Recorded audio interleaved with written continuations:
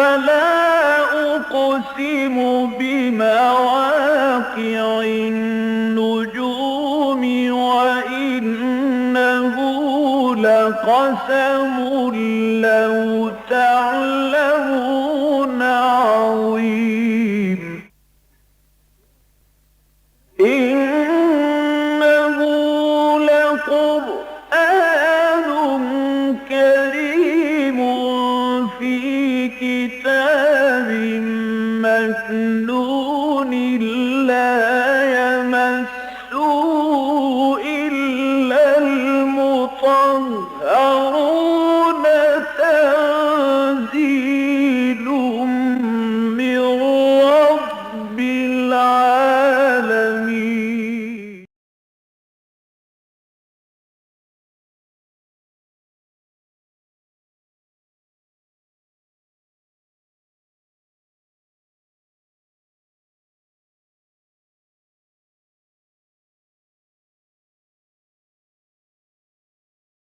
أعوذ بالله من الشيطان الرجيم. بسم الله الرحمن الرحيم. الله الذي جعل لكم الأرض قرارا والسماء بناء وصوركم فأحسن صوركم ورزقكم من الطيبات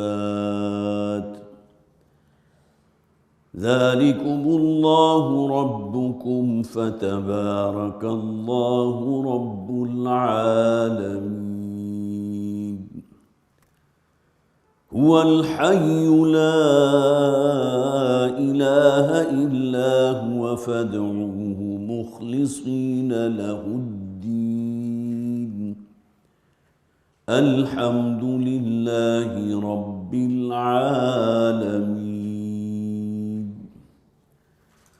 قل إني نهيت أن أعبد الذين تدعون من دون الله لما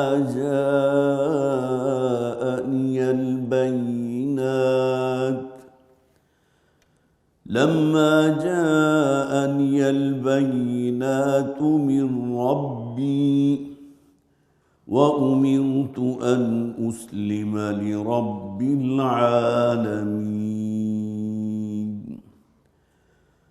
هو الذي خلقكم من تراب ثم من نطفة ثم من علقة ثم يخرجكم طفلا ثم لتبلغوا أشدكم ثم لتكونوا شيوخا ومنكم من يتوفى من قبل ولتبلغوا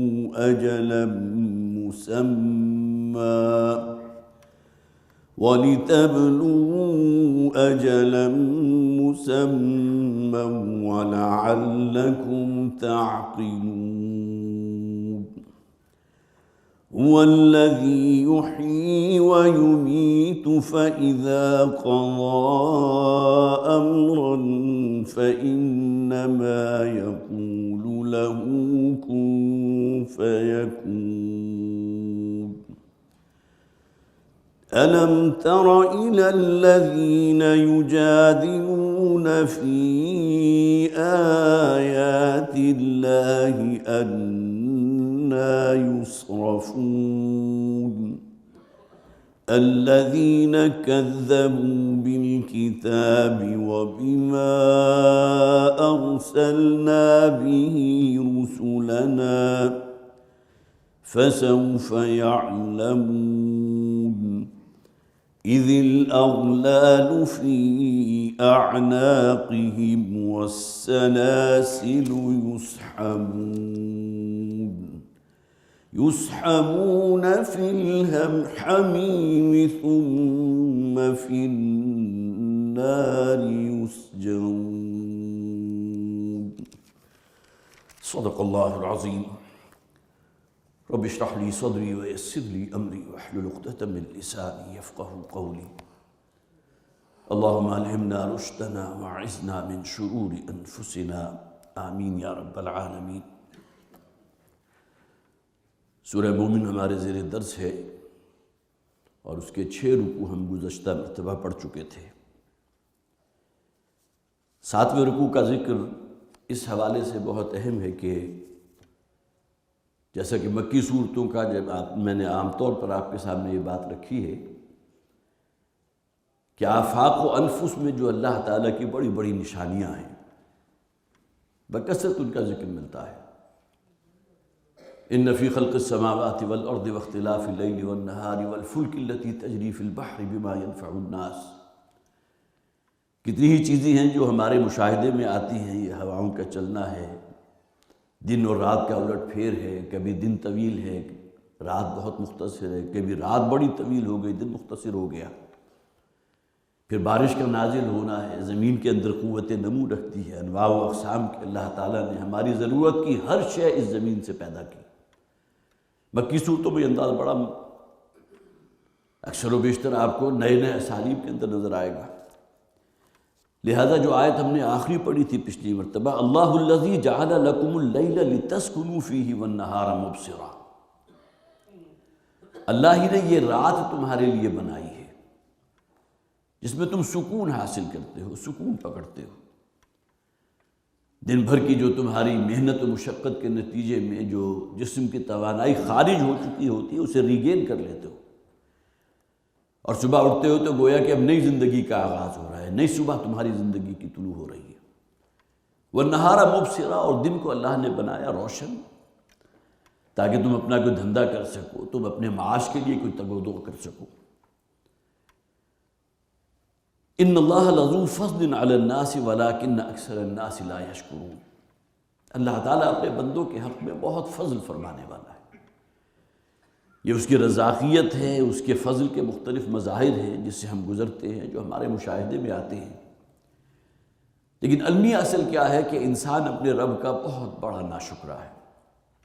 شکر گزاری کا حق ادا کرنا تو دور کی بات، اس رستے میں جو اولین قدم ہو سکتے ہیں کم سے کم شکر باللسان تو کریں، دل کے اندر تو معترف ہو اپنے رب کی نعمتوں کا، اپنے رب کے فضل کا، اس کے احسانات کا، اور اسی شکر کا منطقی نتیجہ یہ بھی نکلنا چاہیے کہ انسان سراپا تشکر بن جائے اپنے رب کے سامنے، اس کا ہر حکم جو ہے اس کے لیے واجب الاطاعت ہو، زندگی کا کوئی شعبہ ایسا نہ ہو جو اسے اللہ اور اللہ کے رسول کی طرف سے جو ہدایت پہنچائی گئی ہے اس پر عمل کرنے کا کوئی عزم اور ارادہ اس میں موجود نہ ہو۔ یہ شکر کے مختلف مدارج ہیں۔ جو حصہ ہم نے پچھلی مرتبہ پڑھا تھا اس میں ایک آیت کا خاص طور پر میں پھر دوبارہ اعادہ کرنا چاہتا ہوں، اور یہ آیت وہ ہے جو اکثر و بیشتر ہمارے خطبات جمعہ کا بھی جز بنتی ہے، جو عربی خطبہ ہوتا ہے۔ وَقَالَ رَبُّكُمُ ادْعُونِي أَسْتَجِبْ لَكُمْ، اور تمہارے رب نے تو یہ کہا ہے کہ صرف مجھے ہی پکارو، مجھ ہی سے طلب کرو، میں تمہاری پکار قبول کروں گا۔ ان الذین یستکبرون عن عبادتی سیدخلون جہنم داخرین، وہ لوگ کہ جو استکبار کرتے ہیں میری بندگی، میری عبادت، میرے نافرمان ہیں، میری فرما برداری سے اعراض کرنے والے ہیں، تو انہیں تو پھر میں جہنم میں داخل کروں گا، وہ داخل ہوں گے جہنم میں ذلیل و رسوا ہو کر۔ دعا سے متعلق چند احادیث میں نے آپ کو سنائی تھی، ممکن ہے ذہن سے محو ہو چکی ہوں، صرف یہ کہ ان کا تذکرہ کر رہا ہوں تاکہ پھر دوبارہ لوح ذہن کے اوپر وہ پھر منقش ہو جائیں، پھر ابھر آئیں۔ حضرت انس رضی اللہ تعالیٰ عنہ راوی ہیں، ترمذی شریف میں یہ حدیث موجود ہے، وہ فرماتے ہیں کہ اللہ کے رسول نے فرمایا الدعاء مخ العبادہ، کل عبادت کا اصل جوہر دعا ہے۔ اور اسی طرح حضرت نعمان ابن بشیر رضی اللہ تعالیٰ عنہ، مسند احمد میں، ابن ماجہ میں، نسائی میں یہ روایت موجود ہے کہ حضور نے فرمایا الدعاء هو العبادہ، دعا ہی اصلاً عبادت ہے۔ چونکہ اس پر بیان پچھلی مرتبہ ہو چکا، صرف میں وہ ذکر کر رہا ہوں تاکہ جیسا کہ میں نے عرض کیا یہ چیزیں تازہ ہو جائیں۔ اسی طرح حضرت سلمان فارسی رضی اللہ تعالیٰ عنہ کی حدیث موجود ہے، وہ فرماتے ہیں نبی اکرم صلی اللہ علیہ وسلم نے ارشاد فرمایا، ترمذی کی روایت ہے، لا يرد القضاء الا الدعاء، دعا ہے کہ جو انسان کے دل کی گہرائی سے نکلے تو اللہ کے فیصلے کو بھی تبدیل کر دیتی ہے۔ اللہ کا فیصلہ تبدیل کرنے والی ذات اللہ خود ہے، لیکن دعا کے اندر وہ اثر ہے، وہ تاثیر ہے کہ حضور نے فرمایا اللہ تعالیٰ اپنے فیصلے کو تبدیل فرما دیتا ہے۔ حضرت ابو سعید خدری رضی اللہ تعالیٰ عنہ راوی ہے، مسند احمد میں روایت موجود ہے جس میں نبی اکرم صلی اللہ علیہ وسلم نے بڑی وضاحت کے ساتھ تفصیل کے ساتھ یہ بیان فرمایا، جب بھی کوئی شخص کوئی مسلمان اللہ سے دعا کرتا ہے بشرطے کہ وہ دعا کسی گناہ کے عمل کے لیے نہ ہو، اور دوسرے یہ کہ اس میں قطع رحمی والی بات نہ ہو، تو اللہ تعالیٰ اسے لازماً استجابت عطا فرماتا ہے، قبول فرماتا ہے، لیکن اس کی 3 شکلیں حضور نے متعین فرمائیں۔ نمبر 1 تو یہ کہ جو کی تو وہ دعا اللہ تعالیٰ قبول فرما لے جو بندے نے مانگا، جو اس کے دل کی گہرائی سے نکلا۔ یہ الگ بات ہے کہ ہماری اکثر و بیشتر دعائیں جو ہیں اس دنیا میں آگے سے آگے بڑھنے کے لیے، یہاں کوئی اچھی ملازمت مل جائے، یہاں جو ہے کہیں انسان جو ہے خوب روپیہ پیسہ اسے حاصل ہو جائے، یا یہ کہ اگر کوئی شخص بیمار ہے تو دعا انسان اپنی اللہ ہی سے کرے گا، یقیناً کرے گا، لیکن یہ کہ وہ دعا کہ جو دین کے لیے ہو، دین کے راستے میں آگے بڑھنے کے لیے ہو، وہ آرزو و تمنا جسے اقبال نے کہا تھا کہ آرزو اول تو پیدا ہو نہیں سکتی کہیں، اور ہو جائے تو مر جاتی ہے یا رہتی ہے خام۔ یہ آرزو اصل میں اللہ کے دین کے لیے، اس کی سربلندی کے لیے کہ دین میں جو مشکلات آ رہی ہیں اللہ تعالیٰ اس میں سہولت عطا فرمائے، ہمیں صراط مستقیم پر رکھے، ہمیں استقامت عطا فرمائے، دین پر جازم رکھے۔ تو جو کی تو وہ دعا اللہ تعالیٰ قبول فرما لے گا، ایک شکل یہ ہے۔ دوسری شکل یہ کہ وہ اس دعا کو اس کے لیے باعث اجر بنا دے گا، توشہ آخرت بنا دے گا۔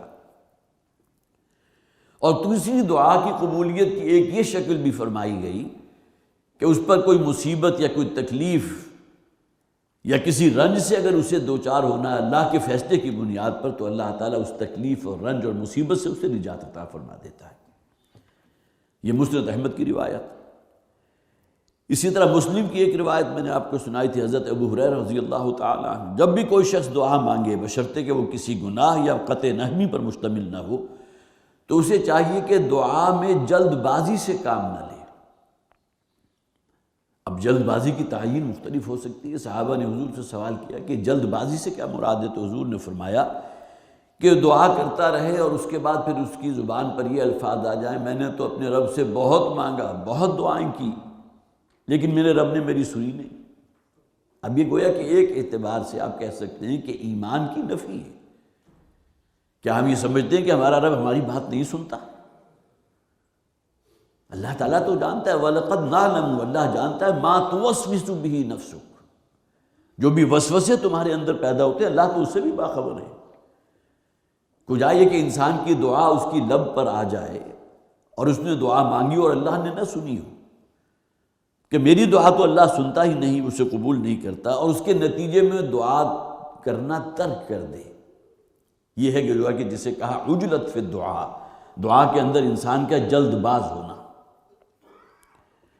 اور آخری حدیث جو میں نے سنائی تھی حضرت انس رضی اللہ تعالیٰ عنہ سے مروی ہے، ترمذی شریف کی روایت، تم میں سے جس شخص کو بھی کوئی حاجت ہو، کوئی شے طلب کرنی ہو، تو وہ صرف اللہ سے مانگے، خواہ اسے جوتے باندھنے کا ایک تسمہ ہی کیوں نہ چاہیے، مانگے اللہ سے۔ اللہ تعالیٰ جو بھی مادی اسباب ہیں اس میں کوئی نہ کوئی ذریعہ اس کے لیے پیدا فرما دیں گے۔ ذالکم اللہ ربکم خالق کل شیء، یہ دن اور رات جو اللہ نے بنائے ہیں اور اس میں تمہارے لیے رات کو جس طرح باعث سکون رکھا ہے، یہ ہے تمہارا رب جو ہر شے کا خالق ہے۔ لا الہ الا ہو، اس کے سوا کوئی معبود نہیں ہے، کوئی اس کا ساجی نہیں، کوئی شریک نہیں۔ فَأَنَّا تُؤْفَكُونَ، تو کہاں سے پھرے جا رہے ہو، کہاں سے پلٹائے جا رہے ہو؟ اور اس کی جو ہے وہ ترجمہ مولانا اصلاحی نے کیا کہ کون ہے جو تمہیں یہ پٹی پڑھا رہا ہے؟ ظاہر ہے کہ وہ تو مردود شیطان ہی ہے نا، جو انسان کے دل میں وسوسے پیدا کرتا ہے۔ وہ تو نہیں چاہتا ہے انسان صراط مستقیم پر رہے۔ اس نے جب اللہ سے وہ دعا کی تھی، یا یہ کہ یہ اپنی بات سامنے رکھی تھی کہ مجھے قیامت تک کی زندگی عطا فرما دے، تو میرے تیرے بندوں میں سے چند ہی ہوں گے کہ تیرے صراط مستقیم پر رہیں گے، باقی سب کو اپنے پیچھے لگا لوں گا۔ تو کون تمہیں یہ پٹی پڑھا رہا ہے؟ یہ سب کچھ دیکھنے کے باوجود، ان تمام چیزوں کا مشاہدہ کرنے کے باوجود، اور دل کے اندر وہ بات بھی موجود ہے کہ بات صحیح ہے، لیکن اس کے باوجود جو اس دین کی طرف نہیں آ رہے، اس دعوت کو قبول نہیں کر رہے۔ مکی صورت ہے، فَأَنَّىٰ تُؤْفَكُونَ، کہاں سے بچلائے جا رہے ہو؟ كَذَلِكَ يُؤْفَكُ الَّذِينَ كَانُوا بِآيَاتِ اللَّهِ يَجْحَدُونَ، اسی طرح بہکائے جاتے ہیں وہ لوگ، بچلائے جاتے ہیں وہ لوگ جو ہماری آیات کا انکار کرنے والے ہیں، انسنی کرنے والے ہیں۔ بات کانوں کے ذریعے ان کے قلب و ذہن تک پہنچی، دل نے گواہی بھی دی، لیکن اس کو قبول کرنے کو تیار نہیں۔ اللہ الذی جعل لکم الارض قرارا، اللہ ہی ہے کہ جس نے تمہارے لیے اس زمین کو ایک پرسکون خطہ بنا دیا۔ قرار بے قراری کے مقابلے میں لفظ قرار ہے، اور قرآن حکیم اس حقیقت کو بھی بیان کرتا ہے، اگرچہ ہماری سائنس تو وہاں تک نہیں پہنچی، لیکن یہ کہ جب اللہ نے اس کائنات کی تخلیق فرمائی تھی تو زمین کے اندر بڑا ارتعاش تھا، تو اللہ تعالیٰ نے پہاڑوں کو پیدا فرما دیا، جس نے اس کی اس ارتعاش کو ختم کر دیا، بیلنس ہو گئی اس کی موومنٹ۔ اور عموماً میں آپ کو مثال دیا کرتا ہوں، اگر آپ کی گاڑی کا ٹائر جو ہے اس کا ویل بیلنسنگ کہیں کوئی ایک چھوٹا سا جو ویٹ لگا ہوتا ہے اس کے رم کے ساتھ وہ کہیں گر جائے تو پوری گاڑی کانپنے لگتی ہے، آپ کا اسٹیئرنگ آپ کے قابو سے باہر ہو رہا ہے۔ اگرچہ کہنے کو وہ چھوٹا سا ایک وزن ہے، چند گرام کا ہے، لیکن یہ کہ اس نے اس کی وہ جو وائبریشن تھی اس کو کنٹرول کیا ہوا تھا۔ تو قرآن اس حقیقت کو بھی بیان کرتا ہے کہ اللہ تعالیٰ نے یہ جو پہاڑ بنائے ہیں ان کو گاڑ دیا ہے میخوں کی طرح، کہ یہ زمین کہیں تمہیں لے کر لٹکھڑانے نہ لگے، کہیں ایک طرف کو ڈھلک نہ جائے۔ تو اس زمین کو اللہ تعالیٰ نے تمہارے ٹھہرنے کی جگہ بھی بنائی، پرسکون بنا دیا۔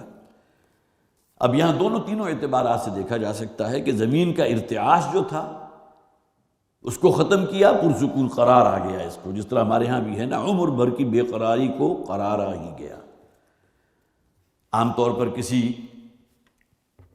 کا انتقال ہوتا ہے، کوئی سانحہ ارتحال ہوتا ہے، تو یہ شعر آپ نے اکثر و بیشتر لکھا ہوا دیکھا بھی ہوگا کہ زندگی بھر جو اس نے مشقت کی ہے، محنت کی ہے، پھر فرض کیجئے کہ آخری حصہ اس کا جو دورانیہ تھا زندگی کا، وہ کوئی بیماری میں، اور جسے بستر مرگ پر کہتے ہیں، اس پر گزرا ہے، بڑی بے چینی بھی ہے، بے قراری بھی ہے، تو پھر یہ کہا جاتا ہے زندگی بھر کی بے قراری کو قرار آ ہی گیا، بالآخر موت نے آ کر اس کی وہ بے قراری جو ہے وہ ختم کر دی، وہ تکالیف اس سے دور کر دی۔ تو قرار اس اعتبار سے، اور دوسرے کہ یہ ہمارے لیے جائے قرار ہے، مستقر ہے، یہاں اللہ نے ہمیں بھیجا ہے، اور جائے قرار میں جہاں بھی آپ کو کوئی رہائش اختیار کرنی ہوتی ہے تو اس کے لیے جو بھی بنیادی نیسیسٹیز ہیں، جو بھی بنیادی ضروریات ہیں، ہر شے اللہ نے پیدا فرما دی۔ زندہ رہنے کے لیے آکسیجن ہے، کتنے وسیع ذخائر ہیں آکسیجن کے جو ہمیں دے دیے گئے۔ پھر اگر اس میں کہیں کوئی کمی واقع ہو رہی ہے، کسی اعتبار سے پولیوشن بہت بڑھ گئی، تو یہ گرینری ہے، یہ سب پتے ہیں کہ جو آپ کے لیے مسلسل آکسیجن لیبریٹ کر رہے ہیں، پروڈیوس کر رہے ہیں۔ ہر شے ہماری ضرورت کی موجود، کھانے پینے کے لیے گوشت بھی ہے، پھر دودھ بھی ہے، پھر شہد بھی ہے، پھر سبزیاں ہیں، ترکاریاں ہیں، پھل ہیں، میوے، کون سی نعمت ہے جو اللہ نے ہمیں نہیں دی۔ تو ہمارا یہ زمین جو ہے ہمارا جائے قرار بھی ہے، یہاں ہماری زندگی کی ضرورت کی ہر شے موجود۔ اسی طرح پھر یہ زمین ہمارے لیے جائے قرار ہوگی ہمارے اس دنیا سے رخصت ہو جانے کے بعد بھی۔ یہی زمین کا چھوٹا سا گڑھا ہے نا جو ہمارا مسکن ہوگا، وہی ہمارا مستقر ہوگا۔ اب قیامت تک جب تک کہ وہ سور میں نہیں پھونکا جائے گا، جب تک کہ اللہ کا اذن نہیں ہوگا اور تمام لوگوں کو دوبارہ زندہ نہیں کر دیا جائے گا، ہمارے جائے قرار تو وہی ہے، زمین کا پیٹ ہے۔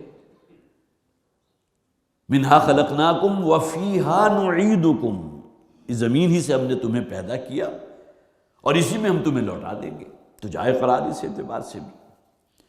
تو اللہ الذی جعل لکم الارض قرارا والسماء بناء، اور اللہ نے آسمان کو ایک چھت بنا دیا ہے، یا گنبد بھی اس کا ترجمہ کیا گیا، جس طرح یہ نیل گوں جو ہے آسمانی ایک چھتری ہے، یا یہ گنبد کی شکل میں آسمان ہمارے سروں کے اوپر اللہ تعالیٰ نے تان دیا ہے۔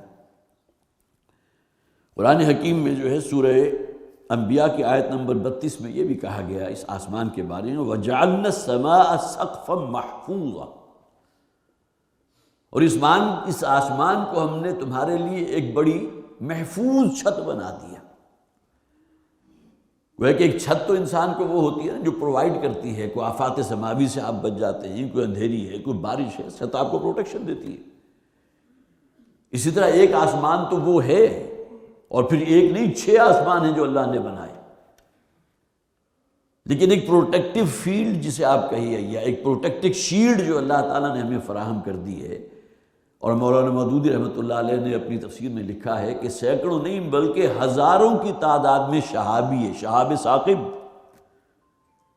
یہ بڑی بڑی جو ہے آسمانی چٹانیں کہہ لیجئے، جو کہیں فضا کے اندر کہیں گردش کر رہی ہیں اپنے اپنے مدار کے اندر، یا اپنے مدار سے الگ ہو کر ایک دوسرے سے ٹکرا بھی رہی ہیں۔ تو مولانا مودودی فرماتے ہیں کہ سینکڑوں نہیں ہزاروں کی تعداد میں شہابی زمین کا رخ کرتے ہیں، لیکن اللہ تعالیٰ نے اس زمین والوں کی پروٹیکشن کے لیے ایسی حفاظتی شیلڈ اس کے اوپر بنا دی کہ اس ہوائی کرے سے ٹکراتے ہیں اور اس کے بعد بھسم ہو کر رہ جاتے ہیں۔ سقف محفوظہ، وہ چھت کے جو تمہیں پروٹیکٹ کرنے والی ہے، جو تمہیں حفاظت فراہم کرنے والی ہے۔ تو اللہ الذی جعل لکم الارض قرارا والسماء بناء، بنا ویسے عمارت کو بھی کہتے ہیں، چھت کو بھی کہتے ہیں، گنبد کو بھی کہتے ہیں، وصورکم فاحسن صورکم، اور اللہ تعالیٰ نے تمہاری نقشہ گری کی ہے، تصویر کشی۔ جملہ مخلوقات جو اللہ کی ہیں، انسان کو اللہ تعالیٰ نے جتنے متوازن اعضاء عطا فرمائے ہیں، اور جو صلاحیتیں انسان کے اندر رکھی ہیں، غور و فکر کرنے کی صلاحیت ہے، سوچنے سمجھنے کی صلاحیت ہے، اور اس سے بھی آگے بڑھ کر خیر اور شر کی تمیز اللہ نے انسان میں رکھ دی ہے۔ ایک اس کا ظاہری تصویر ہے، اور ایک اس کی باطن ہے، اس کی بصیرت ہے، حق بات کو سننا، قبول کرنا، اس پر ثابت قدم ہو جانا، اس پر گامزن ہو جانا، یہ انسانوں میں ہے نا۔ تو وصورکم، اور اللہ تعالیٰ نے تمہاری بڑی نقشہ گری کی ہے، اور یہ نقشہ گری انسان کا جو اب ایمبریولوجی جو ہے بہت ہماری آگے چلی گئی، لہذا ہمیں معلوم ہے کہ یوٹرس کے اندر جو وہ جنین پرورش پا رہا ہے، اس کے اوپر کتنی فیزز آتی ہیں، کس سٹیج پر کتنے ہفتوں کے بعد کیا تبدیلی ہو جاتی ہے۔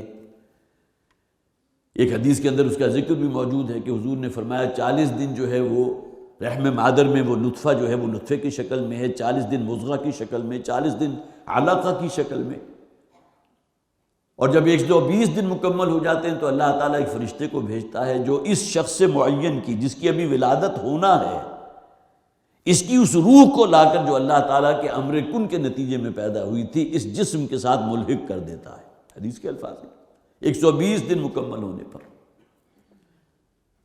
اب فرشتہ بھی عالم غیب کی شے ہے، اور یہ پورا کا پورا عمل جو ہے ہماری کسی حواس میں تو نہیں آتا کہ 120 دن مکمل ہونے پر کیا تبدیلی اس میں واقع ہوگی، لیکن قرآن حکیم اس کی طرف اشارہ تو کرتا ہے، آگے میں ذکر کروں گا۔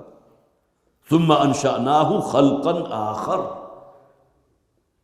یہ جو انسانی جسم کی جو وہ مختلف مراتب ہیں، اس کے بعد پھر اللہ تعالیٰ اسے ایک اور ہی اٹھان اٹھاتا ہے۔ ثم انشأناہ خلقا آخر، یہ جو اور ہی اٹھان ہے یہ کیا ہے؟ یہ انسان کے اس جسم مادی کے ساتھ اس کی روح کا الحاق ہے۔ تو وصورکم فاحسن صورکم، اور یہ نقشہ گری اس نے کی ہے فی ظلمات ثلاث، 3 تاریکیوں میں، 3 اندھیروں میں۔ سورہ زمر کی آیت نمبر 39 میں جو کہا گیا یخلقکم فی بطون امہاتکم خلقا من بعد خلق فی ظلمات ثلاث، وہی اللہ ہے جو تمہاری تخلیق فرماتا ہے، ایک درجے کے بعد دوسرا درجہ، ایک سٹیج کے بعد دوسری سٹیج، 3 اندھیروں کے اندر۔ اور ایمبریولوجی کے جو ماہر ہیں پروفیسر کیت مور، جسے آپ کہیے جنہیں بابائے ایمبریولوجی کہا جاتا ہے، انہوں نے یہ کہا ہے، اس کا دعویٰ کیا ہے قرآن حکیم میں یہ انسانی جنین کی جتنی بھی شکلیں بیان ہوئی ہیں، جس ترتیب سے بیان ہوئی ہیں، آج کی موجودہ جو سائنس ہے اس میں کہیں ایک انگلی بھر رکھنے کی جگہ موجود نہیں کہ اختلاف کر سکے، بالکل بڑے نہیں ہوئی۔ سورہ شورا کے اندر ہم نے وہ آیات پڑھی تھی، سورہ مومنون میں ہم نے وہ آیات پڑھی تھی، اس کا انشاءاللہ میں ذکر کروں گا آگے جب وہ مقام آئے گا۔ وَأَحْسَنَ صُوَرَكُمْ، اور اس نے کیا ہے عمدہ نقشہ گری کی ہے تمہاری۔ وَرَزَقَكُم مِّنَ الطَّيِّبَاتِ، اور تمہیں رزق عطا فرمایا، کتنی پاکیزہ چیزیں ہیں جو تمہارے لیے کتنی فراوانی کے ساتھ پیدا فرماتی۔ ذَلِكُمُ اللَّهُ رَبُّكُمْ، یہ ہے اللہ جو تمہارا رب ہے، یہ ہے وہ اللہ جو تمہارا رب ہے۔ یہ مکی صورت ہے، لہٰذا یہاں اصل میں جسے آپ کہیے طنز کیا گیا ان لوگوں پر بھی جو دیویوں اور دیوتاؤں کو سمجھتے تھے کہ شاید یہ ہمارے لیے رزق بھی دینے والے ہیں، شاید یہی ہمارے لیے جو حاجت روا بھی ہیں، اور انہی کے لیے وہ سجدہ بھی کرتے تھے، قربانی کے جانور بھی قربان کیا کرتے تھے۔ اب یہاں یہ کہنے کے بعد کہا گیا ذالکم اللہ ربکم، یہ ہے اصل میں وہ اللہ جو تمہارا رب ہے، جو تمہارے لیے سب کچھ پیدا کر رہا ہے۔ فتبارک اللہ رب العالمین، بہت ہی بابرکت ہے اللہ، بہت اعلیٰ و عرفہ ہے اس کی ذات، وہ کہ جو تمام جہانوں کا رب ہے۔ وہ حیوانات کو بھی رزق دے رہا ہے، انسانوں کے رزق کا بھی وعدہ کیا اللہ نے۔ وما من دابۃ فی الارض، غالباً 12ویں پارے کا جو آغاز ہو رہا ہے، اس زمین پر چلتا ہوا کوئی بھی چوپایا، کوئی ذی نفس ایسا نہیں، الا علی اللہ رزقها، مگر یہ کہ اس کا رزق اللہ کے ذمے ہے۔ حضرت مسیح علیہ السلام کے جو مختلف مواعظ ہیں اس میں یہ بھی ہے نا، کیا تم دیکھتے نہیں جنگل کی چڑیوں کو صبح نکلتی ہیں بالکل خالی پیٹ ہوتی ہیں، اور جب شام کو اپنے گھونسلوں میں واپس پلٹتی ہیں تو ان کے پیٹ بھرے ہوتے ہیں، آسودہ ہوتی ہیں۔ اسی طرح بہت سی مثالیں انہوں نے دی۔ الا علی اللہ رزقها، صرف انسان نہیں بلکہ ہر ذی نفس جو اللہ نے پیدا کیا اس کا رزق اللہ کے ذمہ ہے۔ تو رب العالمین تمام جہانوں کا رب ہے۔ هو الحی لا الہ الا ہو، وہ ہے الحی۔ الحی کسے کہیں گے؟ جو ذات از خود زندہ ہو۔ وہ تو صرف ایک ہی ذات ہے اس کائنات میں، وہ اللہ کی ذات ہے جو الحی ہے۔ بقیہ جہاں بھی کہیں آپ کو زندگی نظر آئے گی وہ اس کی ذاتی زندگی نہیں ہے۔ ہم زندہ ہیں تو اللہ کے زندہ کیے زندہ ہیں، اور زندہ رکھے زندہ ہیں۔ وہی ہمیں زندگی عطا کرنے والا بھی ہے، اور اسی نے ہمیں زندہ رکھا ہوا ہے۔ جب اس کا حکم ہوگا ہمارا دل حرکت کرنا بند کر دے گا۔ الحی ذات صرف وہ ہے جو اب خود اپنے ذات میں زندہ ہو، بقیہ جملہ مخلوقات جو ہیں وہ اس کے زندہ رکھے زندہ ہے۔ گویا کہ جو صفت زندگی ہے، صفت حیات ہے، یہ اللہ کی ذاتی ہے، ہماری عطائی ہے۔ ہمیں تو اللہ نے زندہ کیا تو ہم زندہ ہوئے نا۔ لائی حیات آئے، قضا لے چلی چلے، اللہ تعالیٰ ہمیں لے کر آیا۔ یہاں تو کہا اگرچہ شعر کے اندر لائی حیات، زندگی ہمیں لے آئی، لیکن زندگی کون لایا؟ وہ اللہ لے کر آیا۔ اسی طرح عمر حیات مانگ کر لائے تھے 4 دن، 2 آرزو میں کٹ گئے، 2 انتظار میں۔ یہ 4 دن تھے یا 80 برس تھے، جتنے بھی تھے، 80 برس بھی گویا کہ معلوم ہوتا ہے پلک جھپکنے میں گزر گئے، چند دن ہی آپ نے گزارے۔ یہ تو اللہ نے ہمیں عطا کیا۔ الحی ذات اللہ کی ہے۔ آیت الکرسی جس کے بارے میں حضور نے کہا کہ تمام آیات قرآنیہ کی سردار ہے، اللہ لا الہ الا ہو الحی القیوم۔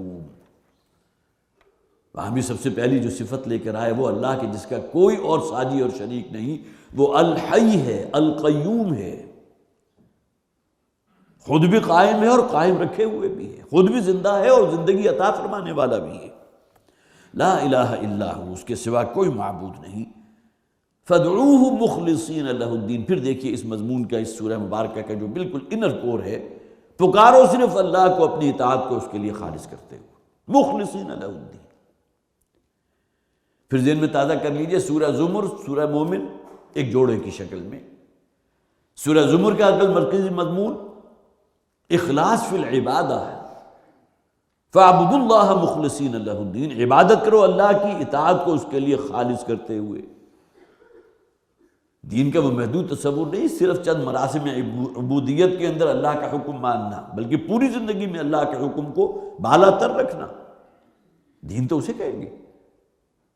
تو سورہ زمر میں اصل موضوع کیا ہے؟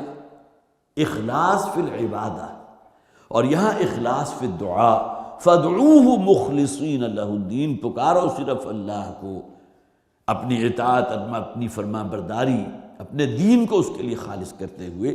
الحمدللہ رب العالمین، کل حمد، کل تعریف، کل شکر اللہ کے لیے ہے جو تمام جہانوں کا پروردگار ہے۔ قل انی نہیت ان اعبد الذین تدعون من دون اللہ، اے نبی آپ تو اس کا اعلان کر دیجئے کہ مجھے منع کر دیا گیا ہے کہ میں عبادت کروں یا پوجوں یا فرما برداری اختیار کروں ان کی جن کو تم اللہ کے سوا پکارتے ہو۔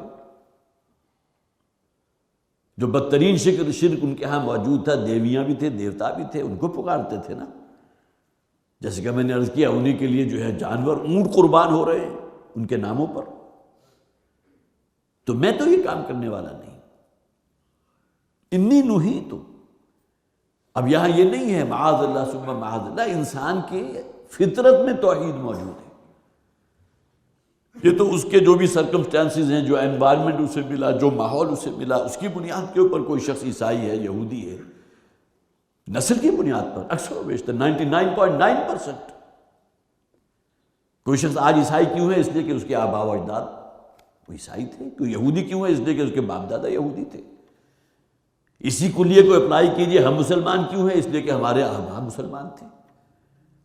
لیکن اکثر و بیشتر ہم جو مسلمان یہاں موجود ہیں، چند پیڑھیاں اوپر چلے جائیں گے تو کوئی ہندو ہوگا، انہوں نے اسلام قبول کیا۔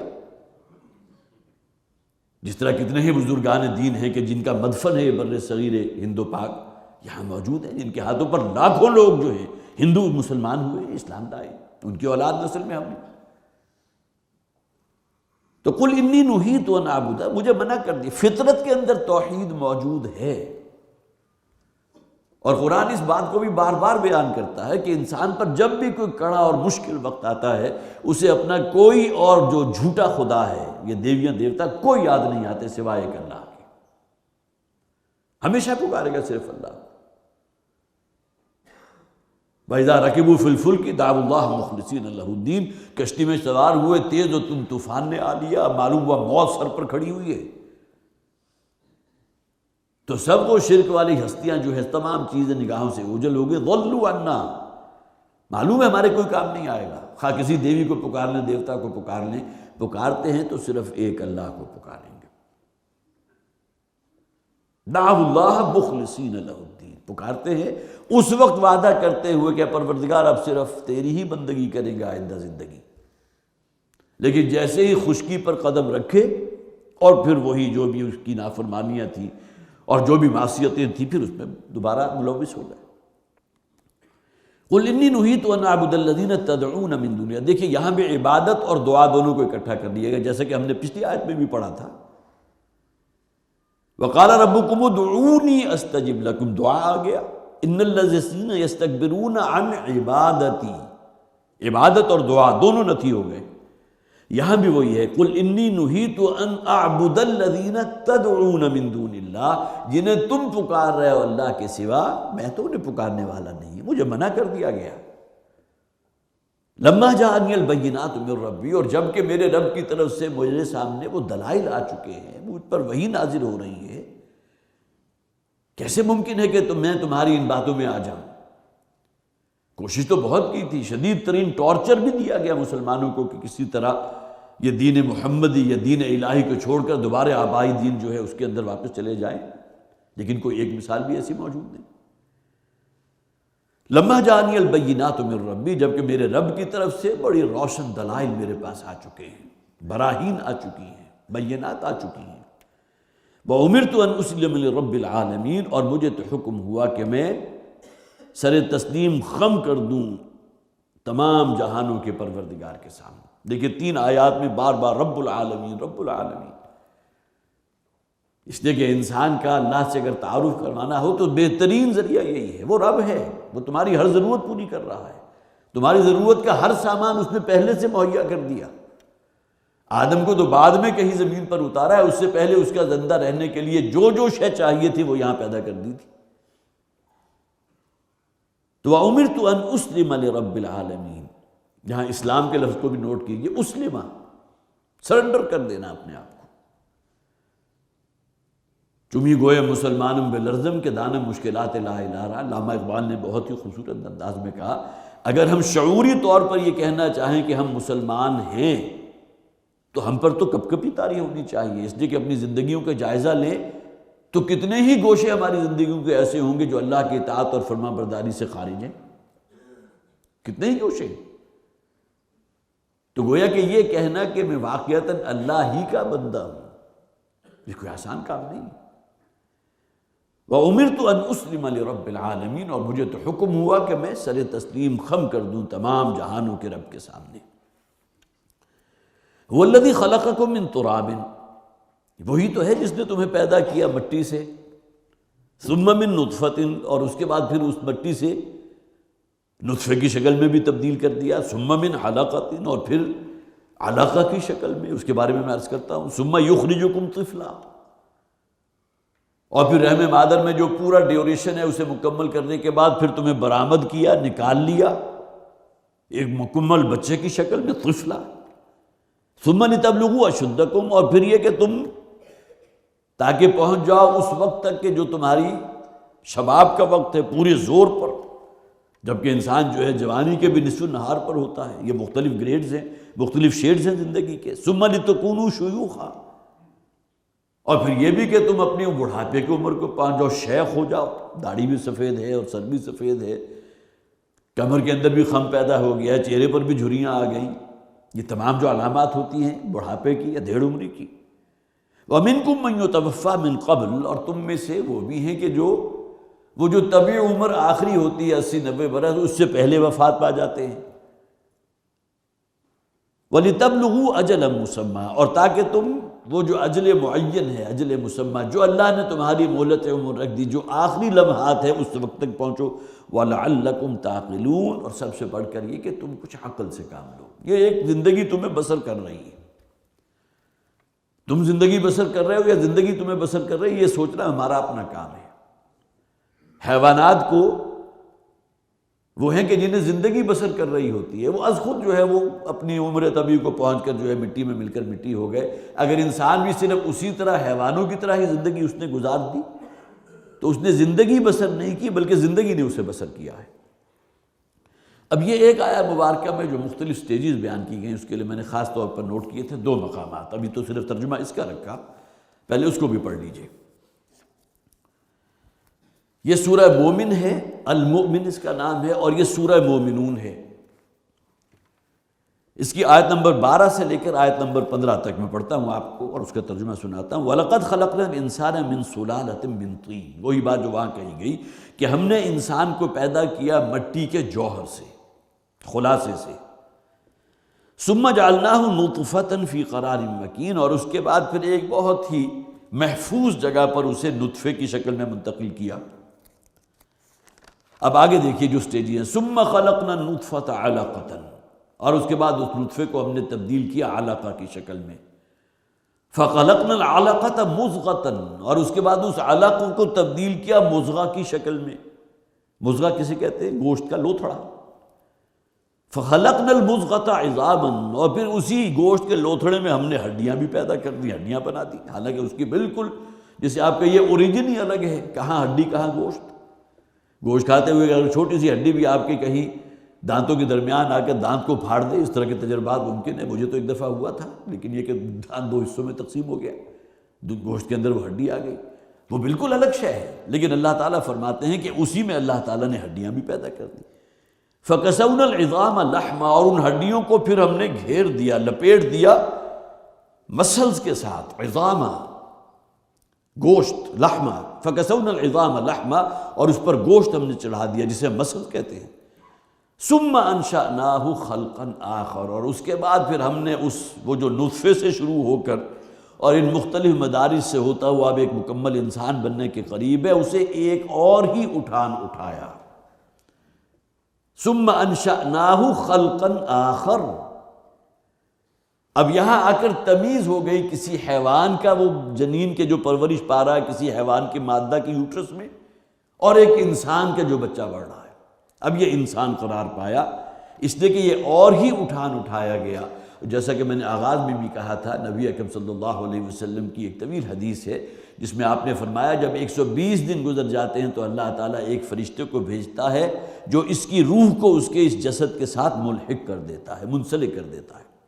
فتبارک اللہ احسن الخالقین، تو بہت ہی بابرکت ہے وہ ذات، بہت اعلیٰ ورفع ہے وہ ذات کہ جو بہترین پیدا کرنے والی ہے۔ انسان کی تخلیق جو ہے جملہ مخلوقات میں سب سے ٹاپ پر، لقد خلقنا الانسان فی احسن تقویم، ہم نے انسان کو بہترین مقام پر، بہترین تقویم پر پیدا کیا۔ اور یہی بنیادی فرق ہے اصل میں انسان اور حیوان میں، کہ انسان میں روح موجود ہے، خیر و شر کی تمیز موجود ہے، اللہ کی معرفت موجود ہے۔ اسی طرح یہ سورہ حج کی وہ ایک ہی آیت ہے، یہاں تو یہ 3 آیات تھی۔ یا ایھا الناس ان کنتم فی ریب من البعث، دیکھیں یہاں دلیل کس بات سے بات شروع کی گئی؟ تمہیں بڑا ایک وہ اچنبھا ہے اس بات میں کہ اللہ تعالیٰ تمہیں مرنے کے بعد دوبارہ کیسے زندہ کرے گا۔ بات کا آغاز کیا گیا یا ایھا الناس، اے لوگو، صرف مسلمان نہیں کہا گیا، قرآن کی تو آفاقی دعوت ہے، ہر شخص کو جھنجھوڑنا مقصود ہے۔ ان کنتم فی ریب من البعث، اگر تمہیں دوبارہ جی اٹھنے کے بارے میں کوئی شک ہے، شکوک و شبہات میں مبتلا ہو، فَإِنَّا خَلَقْنَاكُم مِّن تُرَابٍ، تو ذرا اپنی اس وجود پر بھی تو غور کرنا، تم آج جو زندہ ہو تو ہم نے تمہیں پیدا کیا مٹی سے، حضرت آدم کی تخلیق ہوئی مٹی سے، لیکن اس کے بعد نسل آدم جو بڑھ رہی ہے وہ تو نطفے کی شکل میں ہے نا، لیکن اس معنی میں مٹی سے ہے کہ یہ نطفہ بھی جس انسان میں پیدا ہو رہا ہے اس کو زندہ رکھنے کے لیے جن چیزوں کی ضرورت تھی اور پھر کھانے کے لیے خوراک، تمام چیزیں مٹی ہی سے برآمد ہوئی۔ لہٰذا یہ تعبیر کیا جانا کہ انسان کو مٹی سے پیدا کیا، گویا کہ اس کی زندگی کا دار و مدار ہے ہی مٹی پر، اسی کی پروڈکٹس کے اوپر۔ ثم من نطفۃ، مٹی سے پیدا کیا، پھر نطفۃ، ثم من علقۃ، اور اس کے بعد علقہ، ثم من مضغۃ، اور اس کے بعد ایک لوتھڑی کی شکل میں، مخلقۃ وغیر مخلقہ، یہاں یہ الفاظ زائد ہیں، یہاں ایک مزید تشریح آ گئی۔ اس لوتھڑے کے اندر کچھ اعضاء جب نمودار ہونے لگے تو وہ مخلقہ ہے، اور غیر مخلقہ جبکہ لوتھڑا ابھی بالکل ایک لوتھڑی کی شکل میں تھا۔ اور پروفیسر کیتھ مون جو ہے خاص طور پر اس کا جو بیان کیا تھا تو یہ بات سمجھانے کے لیے کچے گوشت کا ایک ٹکڑا لے کر اس کو تھوڑا سا چبایا، اور اس کے بعد جو اس کی شکل بنی اس میں انہوں نے کہا کہ اب یہ شکل ہے اصل میں مضغہ کی، کہ گویا کہ جس کے اندر اب ابھار پیدا ہو رہے ہیں۔ لوتھڑا تو ایک مجرد لوتھڑا ہے، کہاں سے ہاتھ نکلیں گے، کہاں سے ٹانگیں نکلیں گی، جن حضرات نے بھی جو ڈاکٹر ہیں انہیں تو معلوم ہے، لیکن یہ کہ بقیہ حضرات بھی اب کم سے کم یہ باتیں تو سب کے علم میں ہے کہ جیسے جیسے یہ اعضاء ہمارے نکلتے ہیں تو اس کی شکل میں تبدیلی پیدا ہو جاتی ہے۔ وہ برڈز کہتے ہیں، برڈز کی شکل میں نکل رہے ہیں، اسی لوتھڑے میں ایک طرف چھوٹا سا برڈ نکلا تو معلوم ہوا اب یہاں جو ہے وہ بازو پیدا ہونے لگے ہیں دونوں طرف، اسی طرح جو ہے ٹانگیں پیدا ہو رہی ہیں تو اس کے بھی برڈز ہیں۔ یہ اعضاء کا جو ہے متناسب اعضاء جو اللہ نے دیے، اس کے لیے بھی جو ہے ابتدا میں بالکل چھوٹی چھوٹی سی علامات ظاہر ہوتی ہیں۔ تو مخلقۃ وغیر مخلقۃ لنبین لکم ونقر فی الارحام ما نشاء الی اجل مسمی، اور پھر ہم اس رحم مادر میں رکھتے ہیں جسے چاہتے ہیں ایک خاص متعین مدت تک کے لیے، ثم نخرجکم طفلا، اور پھر تمہیں ایک مکمل بچے کی شکل میں نکالتے ہیں، ثم لتبلغوا اشدکم، اور پھر تم پہنچتے ہو اپنی جوانی کی عمر میں، ومنکم من یتوفی، اور تم میں سے وہ بھی ہیں جو پہلے جن پر موت واری ہو جاتی ہے، ومنکم من یرد الی ارذل العمر، اور تم میں وہ بھی ہیں کہ جو ارذل عمر تک پہنچ جاتے ہیں، 70 80 90 برس 100 برس تک پہنچ گئے، اب گویا کہ ہلنے جلنے پر بھی قدرت نہیں ہے، آنتوں کے اندر بھی وہ جان نہیں ہے کہ فضلات کو جو ہے جسم سے نکال سکے، تو وہ بھی اسٹیگننٹ ہو جاتی ہیں۔ یہ تمام مدارج ہیں جو ارذل العمر کی علامات ہوتی ہیں۔ تو یہ آیہ مبارکہ سورہ حج کی اور سورہ مومن کی 3 آیات وہ بہترین تشریح بنتی ہیں اس آیہ مبارکہ کی جو آج ہمارے زیر مطالعہ ہے۔ والذی خلقکم من تراب ثم من نطفۃ ثم من علقۃ ثم یخرجکم طفلا ثم لتبلغوا اشدکم ثم لتکونوا شیوخا، اور تاکہ تمہارے اوپر بڑھاپا طاری ہو جاتا ہے۔ ومنکم من یتوفی من قبل، اور تم میں سے وہ بھی ہیں کہ جو جسے عمر طبی ہم کہتے ہیں اس سے پہلے وفات پا جاتے ہیں۔ وَلِتَبْلُغُوا أَجَلًا مُّسَمًّى، اور پھر یہ کہ تمہیں جو اللہ نے اجل لکھ دی ہے تمہارے، اس تک تو تمہیں پہنچنا ہی ہے۔ کتنے ہی ہیں جو بالکل عالم بچپنے ہی میں اللہ تعالیٰ انہیں بلا لیتا ہے، اور کتنے وہ ہیں کہ جو گویا کہ عمر کی اس حد تک پہنچ جاتے ہیں کہ جہاں وہ بالکل دوسروں پر ہی ڈیپینڈنٹ رہ جاتے ہیں۔ وَلَعَلَّكُمْ تَعْقِلُونَ، اور تاکہ تم عقل سے کام لو۔ وہاں جو یہ کہا گیا تھا نا کہ تمہیں کیا اس بات میں شبہ ہے یا شک ہے کہ اللہ تمہیں پیدا نہیں کر سکتا دوبارہ؟ تو جس اللہ نے تمہیں ایک بوند سے کہاں تک پہنچا دیا، کیا وہ اس پر قادر نہیں ہے کہ تمہیں دوبارہ پیدا کر دے؟ کیا ہم پہلی مرتبہ پیدا کرنے کے بعد تھک ہار گئے ہیں؟ دوبارہ پیدا کرنے کی اب ہمارے اندر کوئی صلاحیت موجود نہیں؟ معاذ اللہ ثم معاذ اللہ۔ هو الذی یحیی و یمیت، وہی ہے جو زندگی عطا فرماتا ہے زندہ رکھے ہوئے، اور اسی کے اختیار میں موت ہے۔ فَإِذَا قَضَىٰ أَمْرًا فَإِنَّمَا يَقُولُ لَهُ كُن فَيَكُونُ، اور جب اللہ تعالیٰ کسی امر کا ارادہ فرما لیتا ہے تو وہ کہتا ہے کن فیکون، اور وہ شے ہو جاتی ہے۔ عالم تخلیق اور عالم امر کو جو اپنے ذہن میں رکھیے، پہلے بھی چونکہ مضامین بیان ہوئے ہیں، عالم تخلیق میں وقت لگتا ہے۔ ہمارا یہ جسم جو ہے عالم تخلیق سے گزر کے یہاں تک پہنچا نا، 9 مہینے جو ہے ہم نے گزارے ہیں ایک بہت محفوظ جگہ میں، اس کے بعد اس دنیا میں آئے، تشریف لائے، اس کے بعد پھر ہماری جو ہے وہ بچپنا بھی ہے، لہو و لعب بھی تھا، اور اس کے بعد جوانی بھی آئی ہے جس میں زینت ہے، بناؤ سنگھار ہے، اپنے آپ کو بالکل اپ ٹو ڈیٹ رکھنا ہے، اور اس کے بعد پھر جو ہے جس طرح زردی چھا جاتی ہے، ہمارے اوپر بھی جو ہے ادھیڑ عمری آ جاتی ہے۔ سورہ حدید کے اندر جو بہترین مثال دی گئی، کمثل غیث اعجب الکفار نباتہ ثم یہیج فتراہ مصفرا ثم یکون حطاما، یہ نباتاتی سائیکل ہے جو تمہارے مشاہدے سے گزرتا ہے۔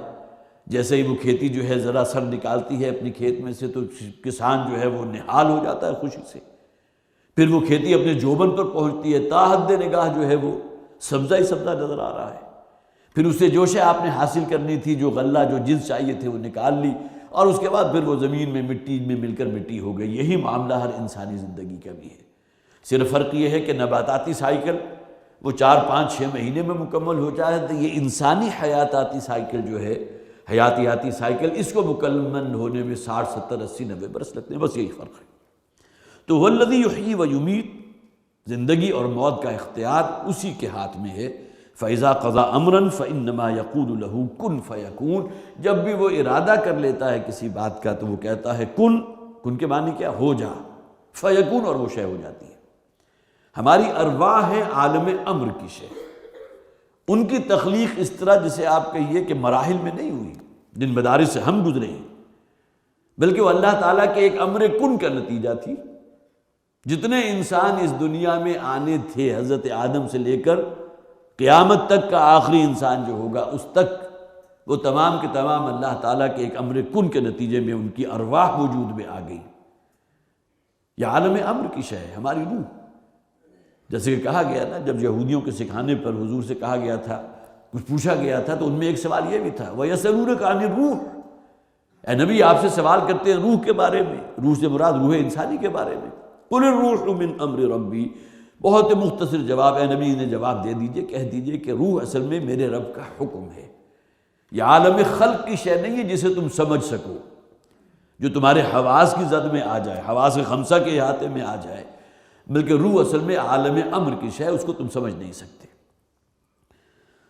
تو هو الذی یحیی و یمیت فاذا قضى امرا فانما یقول له کن فیکون۔ یہاں اس آیہ مبارکہ پر 7واں رکوع ختم ہوا۔